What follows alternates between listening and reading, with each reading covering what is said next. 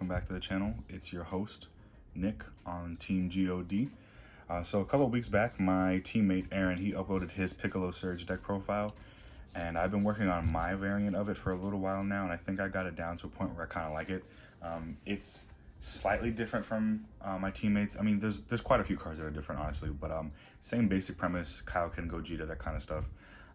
So those main cards are still the same, but I'll go ahead and go over the changes and why I decided to make the changes for my personal build. So in case you guys don't know, if you guys haven't seen his video, this is the Piccolo Surge Leader. If you guys don't know what he does, once per turn at the start of your turn, before you even put down a card to charge, you look at the top card of your deck, you decide whether you want to keep it or not, and then you draw that card and then draw one more. If you don't want to keep that card, you put it to the bottom of your deck and then draw one card, draw one more. So you basically draw two every turn. The effect is you look at the top card, put on the bottom or top of your deck, draw it, and then you draw for turn. So you do that before you draw for turn, so you essentially draw two cards every turn. It is a mandatory effect, I believe. Yeah, it is a mandatory effect, so if you forget to do it, just be aware that you actually have to do it. And then his Awakened Surge is one blue-green, or two blue-green cards underneath him. Flip the card over, draw three, and untap one. It doesn't have to be like multicolor. It can be like one green card, one blue card, but if you have a multicolor card, it'll count for either color that you want. And then when you flip him over, his backside is an activate battle or maim when you have 3 or less life. Once per turn, you can take one card underneath and put it in the drop area, and either have your opponent warp 2 cards out of their hand, they get to choose, or you choose one card in your drop area, one multicolor card in your drop area, put it in your energy, ignoring energy exhaust, so you can ramp one. Really strong leader. That first ability is mainly what I use in conjunction with Gogeta 7, as you guys are probably fully aware. That second ability does come up sometimes to help you push for game, but it's mainly the first one. All right, so that's it for the leader. Then we're gonna get into the extra cards first. Normally I do battle cards first, but there's actually quite a few battle cards in the deck, so I want to go ahead and go over the extra cards first because there's just not that many of them. Running 3 Bean. I know a lot of people run 4. I didn't really see the space, in my opinion, for 4, and you don't really need it very often. There weren't very many games where I needed to resolve more than 1, maybe 2 Beans. Then we're gonna run 4 Dimension Magic because that is the blue negate of choice. Really strong. 2 Whis' Coercion because that's the other blue negate of choice. And then I'm running 3 Hidden Potential. Very self-explanatory, very straightforward. Hidden Potential is one of the best extra cards in the format right now. It is a Denial of Hope for 1 energy, essentially. You tap 2, 1 blue, 1 green, and then your opponent, when the battle card your opponent is playing that's 4 or less, you get sent to the drop area instead of being played. And then once you do that, you untap 1 of your energy. Fantastic card. It's, like I said, a Denial of Hope for basically 1 energy, so very strong. If I could run it at 4, I can see you making a case for running it at 4. It's just that for right now, I personally just didn't see the space that I needed to run it at 4. So next we're gonna get into our battle cards. Give me 1 second here. There's a lot of them, so I believe there is, yeah, there's a lot of battle cards here. All right, so let's go ahead and get to the 1-drops. We're playing 4 Kind Saiyan Son Goku. He's our main searcher of the deck. He's going to be searching all your Goku cards, adding them to your hand. Top 7 for any Goku card, add it to your hand. Really strong. And then we're going to be playing 2 Kaioken Son Goku returns, or Kaioken Son Goku returns. This is one card that's different from Aaron's so far. What he is he's a 15k Son Goku, which is really important for later on. It helps you with your Union Fusion because I do have a 15k Vegeta in here, which you guys will see in a moment. But he's also just extra protection because this deck is a very stall deck. It's the point of this deck is to out-resource your opponent by drawing 2 cards every single turn, so you'll always be able to out-resource them, and then just kind of stalling, putting things on the board that your opponent can't get rid of, making sure you protect yourself, negating, comboing, that kind of stuff.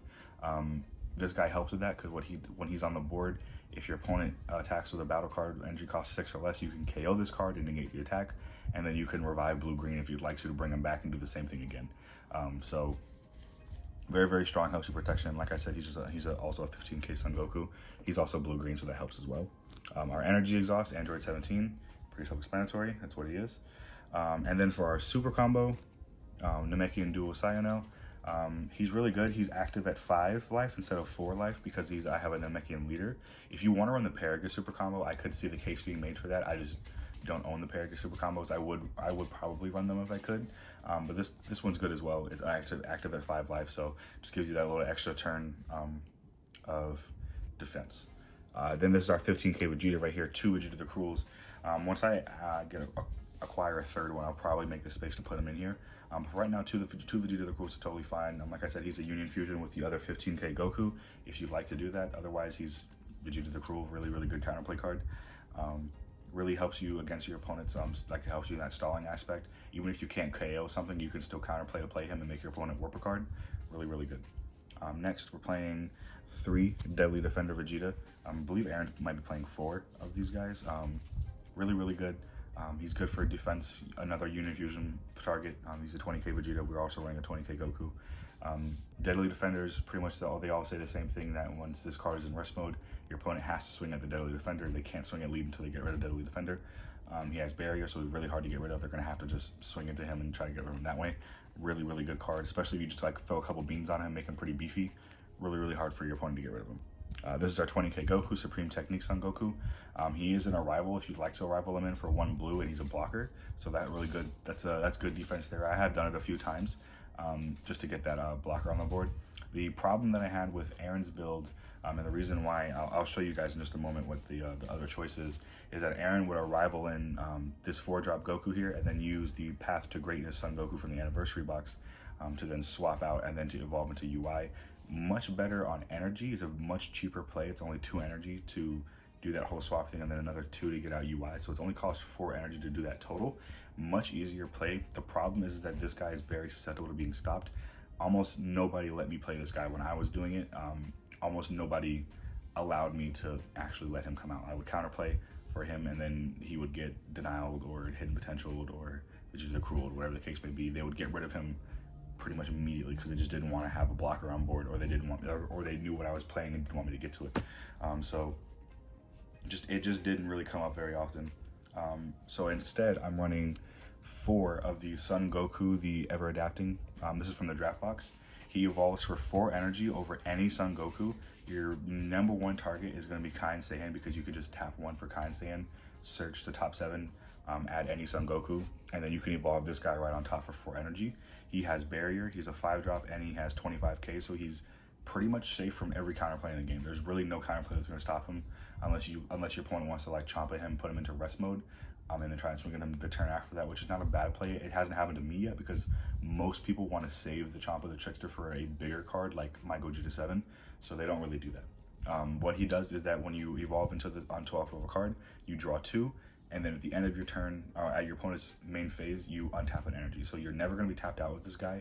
I usually bring him out when I'm at 5 energy, so I have 1 energy open, and then I pass, and I have 2 energy open at that point. So I have 2 energy open to be a threat with, to counterplay with hidden potential, Vegeta the Cruel or something like that. And then UI Goku can evolve on top of this guy because it's a blue Goku with energy cost 5 or more. So really good card in my opinion.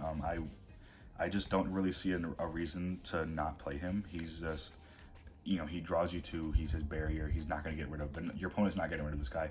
He also has crit if you want to swing with him. I usually don't, but really strong card.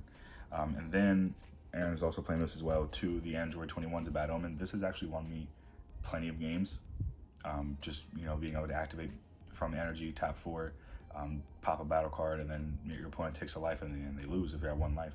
A really good play you can do is if you put this girl either in your drop area somehow or underneath your leader effect. When you go to, if she's not already in your energy, you can activate leader effect to detach and then add a card from your drop area and put in your energy. You can add this girl into your energy, and then now she's in your energy to activate your ability, even if she wasn't in the first place. So just a little method for you guys if you want to get around. And then next, obviously, Gogeta 7. Pretty self-explanatory. Plenty of Union Fusion targets are in the deck. The Union Fusion targets are very easy to get to. You're drawing so much, and plus with Piccolo's ability to look at the top card and decide whether you even want it or not, you're technically able to dig 3 cards into your deck every turn, because you can look at the top card, put it to the bottom of the deck if you don't want it, and then draw 2. So you dug 3 cards deeper into your deck, which is basically guaranteeing you're going to see your fusion targets. You're going to get to them at some point and be able to bring out Gogeta, and then you just kind of, if you want to, you can even like mulligan for them and just hold them into your hand. And then UI Goku. self-explanatory. It's UI Goku. That's what the chain is for. If you guys have seen Aaron's video, he's already explained to you. 2 Kaioken Gokus, because these guys go over the UI Gokus for that little bit of extra push and damage.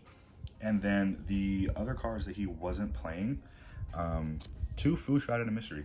You're gonna get to that energy. You're gonna get to 6 energy. And a lot of people don't really know this, but if you have UI Goku and Fu on the board together, your opponent is just gonna have to take 3 damage from UI Goku, because UI Goku states your opponent can't combo, and then when Fu's on the board, everything is negated, so your opponents actually can't negate either way, even if they had a negate in their hand.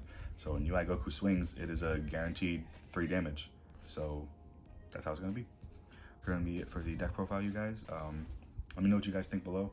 What you guys would change. I would really just want to add like maybe 1 more Rigid to the Cruel. Maybe 1 more Hidden Potential. I haven't really worked it out yet. Honestly, I've won so many games with this deck. Like, I haven't really lost very many of them. So very, very good deck. Aaron has also won plenty of matches with it. So if you guys like it, let us know in the comments below. If you guys want to see anything new, let us know. And I'll catch you guys later. Peace.